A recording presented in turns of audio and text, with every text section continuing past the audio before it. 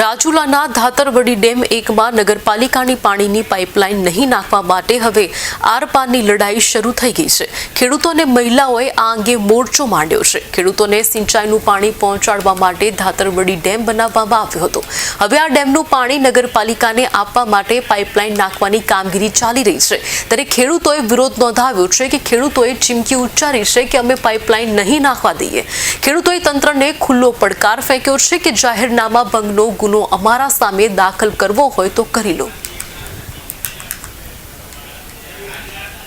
પરિસ્થિતિ એવી થઈ કે ત્યારબાદ કન્ટિન્યુ રાજુલા અને જાફરાબાદના શહેરીજનોના પીવાના પાણીના બહાના હેઠળ જરૂરિયાત કરતાં અનેક ગણું વધારે પાણી ત્યાં ધાતરવડી ડેમમાંથી લઈ જવામાં આવે છે।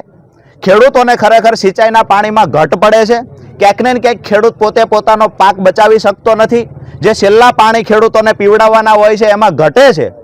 આ પ્રશ્ન હોવા છતાં તંત્ર દ્વારા નગરપાલિકા દ્વારા એમના અમુક મળતિયાઓને લાભ ખટાવવા માટે થઈ, જે કોન્ટ્રાક્ટરો છે એને ફાયદો થાય એના માટે થઈ અને કંપનીઓને અને જીઆઈડીસી વિસ્તારમાં જે વધારાનું પાણી આપવા માટે થઈ અને ક્યાંક ને ક્યાંક હજુ આ બે લાઈન હોવા છતાં ત્રીજી લાઈન નાખવાના પ્રયત્ન થઈ રહ્યા છે।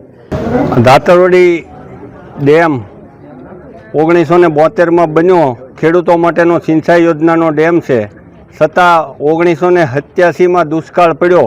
ખેડૂતોએ મોટું મન રાખી આપણા જ ભાઈ દીકરા રાજુલામાં રહે છે એ રીતે 1.5 MCFT પાણી જ ખાલી દુષ્કાળ પૂરતી મંજૂરી લઈ અને આ પાણી આપ્યું અને આપણા ભાઈ દીકરા પીવે એટલા હેતુથી આપ્યું હતું। 39 વર્ષથી એ ડેમમાંથી પાણીની આ નગરપાલિકા દ્વારા ચોરી થઈ અને આ બધું કોર્પોરેટ કંપનીઓના હિતાર્થે કે નગરપાલિકાનો એ ડેમ નથી છતાંય લઈ જાય છે। તો અમને કાલથી એવા દબાવવામાં આવ્યા કે તમે આ ડેમનો અવાજ ન બની શકો, એવા અમારા ઉપર એક્શનો લેવા માટે અમને ડરાવવામાં આવ્યા, ધમકાવવામાં આવ્યા। 10-15 દિવસ પહેલાં આજ અહીંના પ્રાંત અધિકારી સાહેબ છે એમણે અમને 25 ખેડૂને બોલાવ્યા હતા અને અમને દબાવવાના પ્રયત્નો ત્યાં થયા। પછી અમે નીચા ઉતરી અને મીડિયામાં બાઇટ આપેલી અને આજની તારીખ સુધી અને અમને એવો ડરે છે કે અમારી માંગ એ છે કે નગરપાલિકાનું પાણી સરકારે અને મહીપરીમાંથી આવ્યું છે, અહીંયા રાજુલા ડેમ છે।